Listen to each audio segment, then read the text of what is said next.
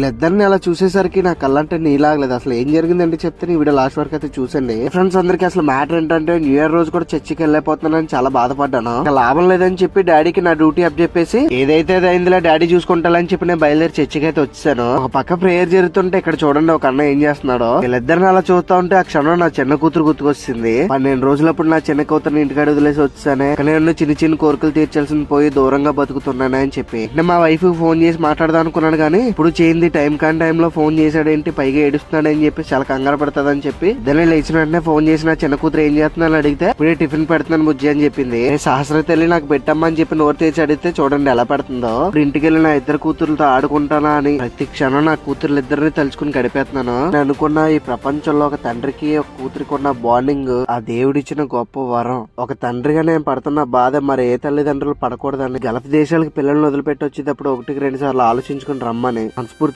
కోరుకుంటూ ఈ వీడియో చూసి మీకు ఎలా అనిపించిందో కామెంట్ చేసి మన ఛానల్ సబ్స్క్రైబ్ చేసి సపోర్ట్ చేయండి.